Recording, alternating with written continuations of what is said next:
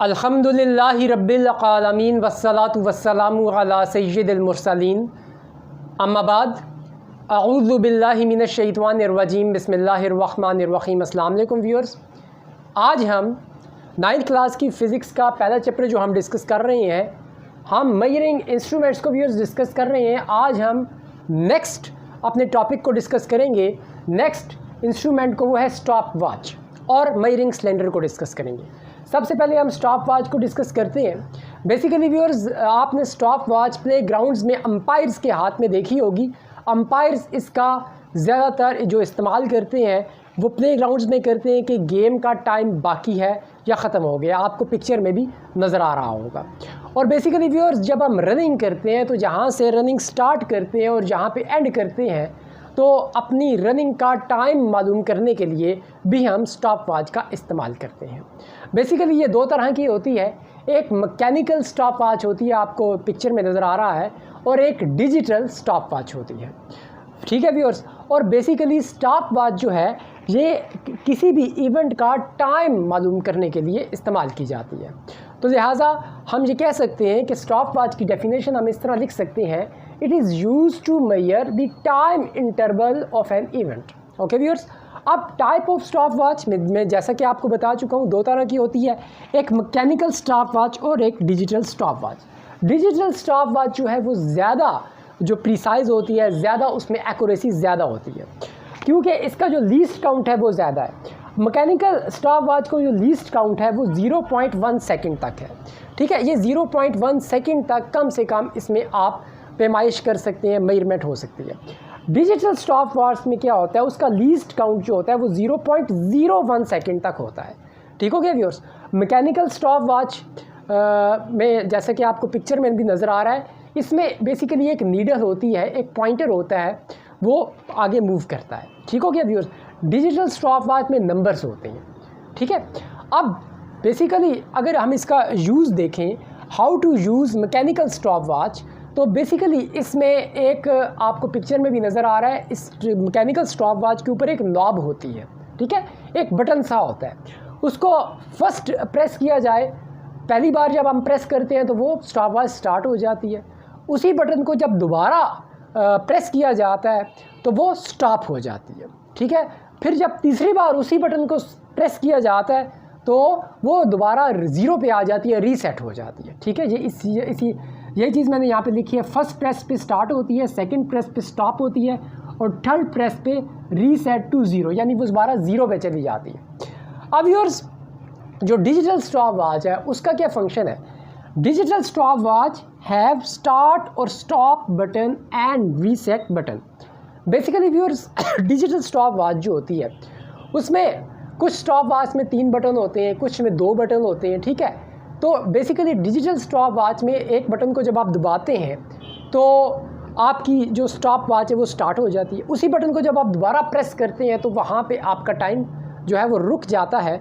आप मालूम कर सकते हैं कि आपने कितना टाइम इंटरवल आपका कवर हुआ है, कितना टाइम गुजरा है। ठीक है, अब आपने अगर रीसेट करना है तो दूसरा बटन होता है रीसेट के लिए। ठीक है, तो उसको आप यूज़ कर सकते हैं। तो जो तीसरा बटन होता है वो बाज़ स्टॉप वॉच में उसके लिए होता है, लाइट के लिए भी होता है। तो बाज़ स्टॉप वॉच जो होती हैं उनमें बेसिकली घड़ी भी होती है। तो तीसरा बटन बेसिकली उस वॉच के लिए होता है, अगर आपने उसमें टाइम सेट करना है। तो बेसिकली स्टॉप वॉच को ज़्यादातर स्टॉप वॉच के लिए इस्तेमाल किया जाता है, तो इस वजह से तो ज़्यादातर तीसरे बटन का इतना यूजेज नहीं होता। अगर लाइट के लिए है तो बेसिकली लाइट उसमें इस्तेमाल की जाती है रात के वक्त। व्यूअर्स, ये था मैंने आपके सामने स्टॉप वॉच डिस्कस किया है। और बेसिकली 2 तरह की स्टॉप वॉच थी, मैकेनिकल स्टॉप वॉच और डिजिटल स्टॉप वॉच। आपने देखा कि मैकेनिकल स्टॉप वॉच को जो लीस्ट काउंट है वो 0.1 सेकंड है, और डिजिटल स्टॉप वॉच को जो लीस्ट काउंट है वो 0.01 सेकंड है। ठीक है, डिजिटल स्टॉप वॉच ज़्यादा प्रिसाइज है, ज़्यादा हम उसमें मेजरमेंट कर सकते हैं। व्यूअर्स, अब हम चलते हैं मेजरिंग सिलेंडर की तरफ। तो मेजरिंग सिलेंडर को हम डिस्कस करते हैं अपने नेक्स्ट बोर्ड के ऊपर। आइए चलें व्यूअर्स, अब डिस्कस करते हैं मेजरिंग सिलेंडर को। मेजरिंग सिलेंडर के ज़रिए से व्यूअर्स बेसिकली हम लिक्विड का वॉल्यूम मालूम कर सकते हैं और सॉलिड का भी हम वॉल्यूम मालूम कर सकते हैं। सबसे पहले इसकी कंस्ट्रक्शन देख लेते हैं। आपको पिक्चर में भी इसकी ये पिक्चर भी सामने बनी हुई नज़र आ रही है, ग्लास और ट्रांसपेरेंट प्लास्टिक सिलेंडर, यानी कि जहाँ ग्लास का और ये प्लास्टिक का सिलेंडर होता है, ट्रांसपेरेंट प्लास्टिक का, और इसके ऊपर स्केल्स होते हैं ताकि उसके ज़रिए से मेजरमेंट की जा सके। Different capacities from 100 millilitres to 2500 millilitres के ये सिलेंडर होते हैं, डिफरेंट कैपेसिटीज़ के होते हैं। ठीक हो गया व्यूअर्स। और इसके ज़रिए से हम क्या कर सकते हैं, वॉल्यूम ऑफ लिक्विड का वॉल्यूम मालूम कर सकते हैं, और volume of irregular shaped solid insoluble, यानी कि इर्रेगुलर सॉलिड का भी हम वॉल्यूम मालूम कर सकते हैं। बेसिकली जो इर्रेगुलर सॉलिड होता है, इर्रेगुलर शेप का सॉलिड होता है, उसका वॉल्यूम मालूम करना बेसिकली मुश्किल हो जाता है, जो कि इसके ज़रिए से हम मालूम कर सकते हैं। अब इसकी वर्किंग के ऊपर आते हैं व्यूअर्स। अब आपने अगर लिक्विड का वॉल्यूम मालूम करना है तो नो प्रॉब्लम, कोई इसमें मुश्किल बात नहीं है। इस सिलेंडर के अंदर लिक्विड डालें, ठीक है, और जो स्केल होगा वो आपको बता देगा इसका वॉल्यूम कितना है, उस लिक्विड का वॉल्यूम कितना है। लेकिन अगर आपने सॉलिड का, कोई भी इर्रेगुलर शेप का सॉलिड है या कोई भी सॉलिड है, उसका वॉल्यूम मालूम करना है, तो आपने उस स्टोन को या उस सॉलिड को आपने इस सिलेंडर के अंदर डाल देना है। डालने से पहले व्यूअर्स आपने इसमें पानी इतना डालना है कि वो जो सॉलिड है उसके अंदर डिप कर जाए, ठीक है। और डालने से पहले इसकी मेजरमेंट आपने नोट कर लेनी है। फॉर एग्ज़ाम्पल इसकी इस वक्त मिसाल के तौर पे 100 मिलीलीटर पे ये इसका लेवल है पानी का। ठीक हो गया व्यूअर्स। अब जब इसके अंदर मैं वो पत्थर डालूंगा या वो सॉलिड इर्रेगुलर शेप का डालूंगा, फॉर एग्ज़ाम्पल ये एक मैंने इसके अंदर एक सॉलिड डाला, तो फिर डेफिनेटली पानी का लेवल ऊपर हो जाएगा थोड़ा सा। अब जब पानी का लेवल ऊपर हो जाएगा, ये लेवल भी आपने नोट कर लेना है। मिसाल के तौर पे ये 120 मिलीलीटर है। ठीक हो गया व्यूअर्स। तो फाइनल वॉल्यूम क्या है, फाइनल वॉल्यूम 120 है और इनिशियल वॉल्यूम क्या है, 100 मिलीलीटर है। तो डेफिनेटली जो पत्थर का वॉल्यूम क्या होगा, 120 में से हम 100 माइनस कर देंगे, लिहाजा पत्थर का वॉल्यूम निकलेगा ओनली 20 मिलीलीटर। अब यहाँ पे हम इस तरह लिख सकते हैं कि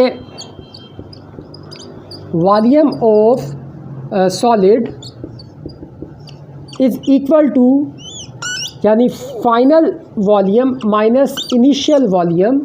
ठीक हो गया व्यूअर्स। ये मैंने शॉर्ट फॉर्म में करके ऐसे लिखा है, और यहाँ पे आप इस तरह कर सकते हैं 120 में से जब आप 100 माइनस करेंगे तो जवाब आ जाएगा 20 मिलीलीटर, यानी कि इट मीन्स ये जो पत्थर था इसका वॉल्यूम था 20 मिलीलीटर। Okay viewers.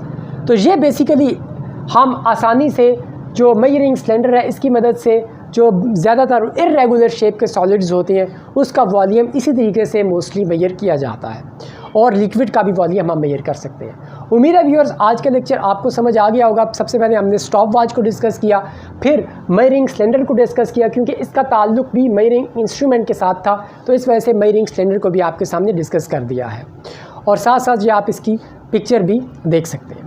उम्मीद है व्यूअर्स आज का लेक्चर आपको समझ आ गया होगा। नेक्स्ट टाइम हम इंशाल्लाह किसी और वीडियो या किसी और टॉपिक को डिस्कस करेंगे, या इसी चैप्टर का आगे फर्दर कोई टॉपिक डिस्कस करेंगे। Thanks for watching of this video. खुदा हाफिज़।